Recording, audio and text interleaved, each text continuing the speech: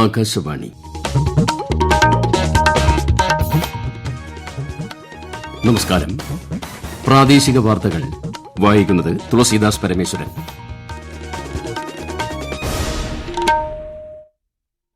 പ്രധാന വാർത്തകൾ. ഉത്തർപ്രദേശിൽ 10 ലക്ഷം കോടിയിലധികം രൂപയുടെ 14,000 പദ്ധതികൾക്ക് പ്രധാനമന്ത്രി നരേന്ദ്രമോദി തുടക്കം കുറിച്ചു. വയനാട്ടിലെ ജനങ്ങൾ നേരിടുന്ന പ്രശ്നങ്ങൾ കേന്ദ്ര സംസ്ഥാന സർക്കാരുകളുടെ മുൻപിൽ അവതരിപ്പിക്കുമെന്ന് ഗവർണർ ആരിഫ് മുഹമ്മദ് ഖാൻ. നവകേരള സൃഷ്ടിക്കായുള്ള മുഖാമുഖം ആശയവിനിമയ പരിപാടിയിൽ മുഖ്യമന്ത്രി പിണറായി വിജയൻ നാളെ തിരുവനന്തപുരത്ത് യുവാക്കളുമായി സംവദിക്കും. കാർഷിക ടൂറിസം രംഗത്തേക്ക് കർഷകരും സംരംഭകരും മുന്നോട്ട് വരണമെന്ന് മന്ത്രി കെ രാജൻ. സംസ്ഥാനത്ത് താപനില വർദ്ധിക്കുമെന്ന് മുന്നറിയിപ്പ്. 6 ജില്ലകൾക്ക് ജാഗ്രതാ നിർദ്ദേശം. വാർത്തകൾ വിശദമായി. ഉത്തർപ്രദേശ് ആഗോള നിക്ഷേപക ഉച്ചകോടിയുടെ 4ാം പതിപ്പിന്റെ ഉദ്ഘാടനം പ്രധാനമന്ത്രി നരേന്ദ്രമോദി നിർവഹിച്ചു. ലക്നൌവിൽ നടന്ന പരിപാടിയിൽ ഉത്തർപ്രദേശിലെ 10 ലക്ഷം കോടിയിലധികം രൂപയുടെ 14,000 പദ്ധതികൾക്കാണ് പ്രധാനമന്ത്രി തുടക്കം കുറിച്ചത്. ഉത്തർപ്രദേശ് ഇന്ന് നിക്ഷേപത്തിനും ക്രമസമാധാനത്തിനും പേരുകേട്ട സംസ്ഥാനമാണെന്ന് സമ്മേളനത്തെ അഭിസംബോധന ചെയ്യവെ പ്രധാനമന്ത്രി പറഞ്ഞു. വയനാട്ടിലെ ജനങ്ങൾ നേരിടുന്ന വന്യജീവി ആക്രമണം ഉൾപ്പെടെയുള്ള പ്രശ്നങ്ങൾ കേന്ദ്ര സംസ്ഥാന സർക്കാരുകളുടെ മുൻപിൽ അവതരിപ്പിക്കുമെന്ന് ഗവർണർ ആരിഫ് മുഹമ്മദ് ഖാൻ.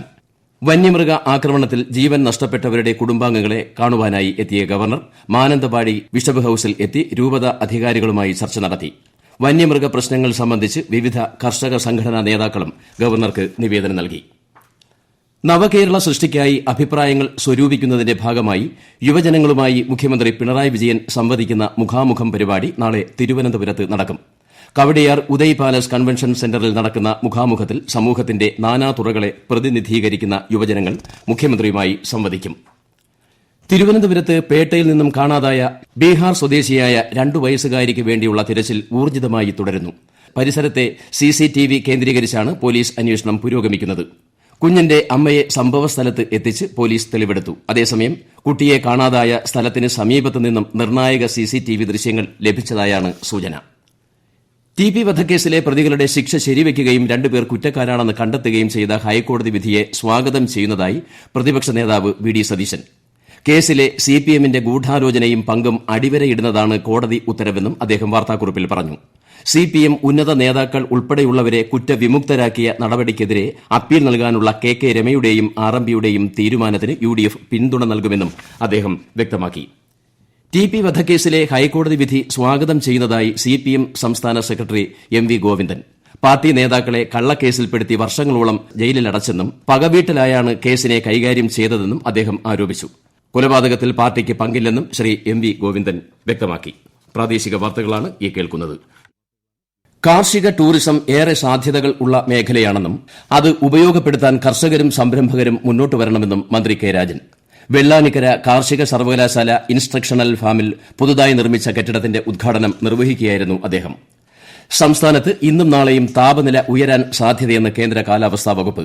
ആലപ്പുഴ, കോട്ടയം, എറണാകുളം, തൃശൂർ, കോഴിക്കോട്, കണ്ണൂർ ജില്ലകളിൽ സാധാരണ നിലയേക്കാൾ 3 മുതൽ 4 ഡിഗ്രി സെൽഷ്യസ് വരെ താപനില ഉയരാൻ സാധ്യതയുണ്ട്.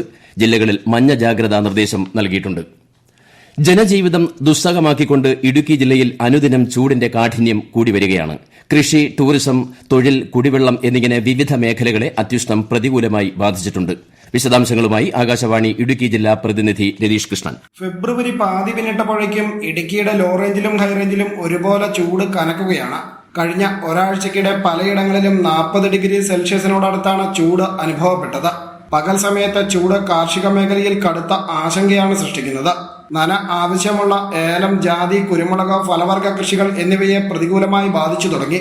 നിർമ്മാണം ഉൾപ്പെടെയുള്ള തൊഴിൽ മേഖലകളെയും അത്യുഷ്ണം പ്രതികൂലമായി ബാധിച്ചു കഴിഞ്ഞു. കനത്ത ചൂടിനൊപ്പം വേനൽക്കാല രോഗങ്ങളായ ചിക്കൻ ബോക്സ്, മഞ്ഞപ്പിത്തം, വയറിളക്ക രോഗങ്ങൾ, ടൈഫോയിഡ് എന്നിവ പലയിടങ്ങളിലും റിപ്പോർട്ട് ചെയ്തിട്ടുണ്ട്. കുട്ടികൾക്ക് ക്ലാസ് സമയത്ത് ശുദ്ധജലം കുടിക്കാനുള്ള വാട്ടർ ബെൽ പദ്ധതി സംസ്ഥാനത്ത് നടപ്പാക്കി. തിരുവനന്തപുരം മണക്കാട് കാർത്തിക തിരുനാൾ ഗവൺമെന്റ് V&SSSൽ മന്ത്രി വി ശിവൻകുട്ടി ഉദ്ഘാടനം ചെയ്തു. പൊതു തെരഞ്ഞെടുപ്പിനോടനുബന്ധിച്ച് സംസ്ഥാനത്തെ ലോക്സഭാ മണ്ഡലങ്ങളെക്കുറിച്ച് ആകാശവാണി തിരുവനന്തപുരം പ്രാദേശിക വാർത്താ വിഭാഗം തയ്യാറാക്കിയ പ്രത്യേക പരിപാടി ഭാരത് വികാസ് ഡയറി ഇന്നു മുതൽ എല്ലാ ദിവസവും രാത്രി 8 മണിക്ക് പ്രക്ഷേപണം ചെയ്യുന്നതാണ്. കേന്ദ്ര സർക്കാരിന്റെ വികസനക്ഷേമ പദ്ധതികൾ ജനങ്ങളിലേക്ക് എത്തിക്കുന്നതിനായി സംഘടിപ്പിക്കുന്ന വികസിത് ഭാരത് സങ്കല്പയാത്ര തിരുവനന്തപുരം, എറണാകുളം, കോഴിക്കോട് ജില്ലകളിൽ 2ാം ഘട്ട പര്യടനം തുടരുന്നു. കാസർഗോഡ് പെരിയയിലെ കേന്ദ്ര സർവകലാശാലയിൽ പുതുതായി നിർമ്മിച്ച doctor BR. Ambedkar Bhavan administrative ബ്ലോക്കിന്റെ ഉദ്ഘാടനം നാളെ രാവിലെ പ്രധാനമന്ത്രി നരേന്ദ്രമോദി ഓൺലൈനായി നിർവഹിക്കും. കേരളത്തിലെ കലാലയങ്ങൾ ലഹരി വിരുദ്ധ പ്രവർത്തനങ്ങൾക്ക് മാതൃകയാണെന്നും ലഹരിക്കെതിരെ ക്രിയാത്മകമായും ജനാധിപത്യപരമായും വിദ്യാർത്ഥികളെ അണിനിരത്താൻ വിദ്യാർത്ഥി സംഘടനകൾ തയ്യാറാകണമെന്നും മന്ത്രി പി.എ. മുഹമ്മദ് റിയാസ് ലഹരി വിരുദ്ധ കലാജാഥയായ ഉയിർപ്പിന്റെ കോഴിക്കോട് ജില്ലാതല ഉദ്ഘാടനം നിർവഹിക്കുകയായിരുന്നു മന്ത്രി. ക്ഷീരമേഖലയിൽ സർക്കാർ നടത്തിവരുന്ന ഇടപെടലുകൾ കേരളത്തെ ക്ഷീര കർഷക സൌഹൃദ സംസ്ഥാനമായി രൂപാന്തരപ്പെടുത്താൻ സഹായിച്ചുവെന്ന് മന്ത്രി ജെ ചിഞ്ചുറാണി. സംസ്ഥാന ക്ഷീരവികസന വകുപ്പിന്റെ ആഭിമുഖ്യത്തിൽ അണക്കരയിൽ സംഘടിപ്പിച്ച സംസ്ഥാന ക്ഷീര കർഷക സംഗമം പടവ് 2024 ഇടുക്കി അണക്കരയിൽ ഉദ്ഘാടനം ചെയ്യുകയായിരുന്നു മന്ത്രി. കണ്ണൂർ പഴയങ്ങാടിക്കടുത്ത് ചെമ്പല്ലിക്കുണ്ട് പാലത്തിനടുത്ത് സ്കൂട്ടറും ലോറിയും കൂട്ടിയിടിച്ച് സ്കൂട്ടർ യാത്രികൻ മരിച്ചു. വാദി ഹൂദ ഹയർ സെക്കൻഡറി സ്കൂൾ +2 വിദ്യാർത്ഥി തൃക്കരിപ്പൂരിലെ നവാസ് നാസറാണ് മരിച്ചത്. രാജ്യത്തെ ഓഹരി വിപണികളിൽ നേട്ടം.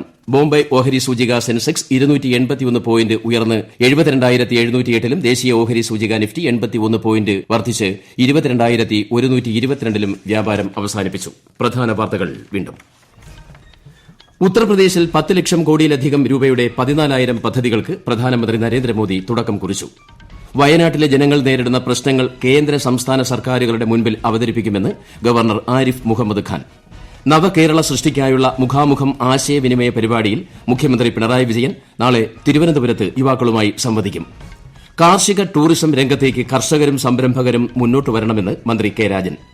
സംസ്ഥാനത്ത് താപനില വർദ്ധിക്കുമെന്ന് മുന്നറിയിപ്പ്. 6 ജില്ലകൾക്ക് ജാഗ്രതാ നിർദ്ദേശം. പ്രാദേശിക വാർത്തകൾ കഴിഞ്ഞു. അടുത്ത വാർത്താ പ്രക്ഷേപണം 7:25.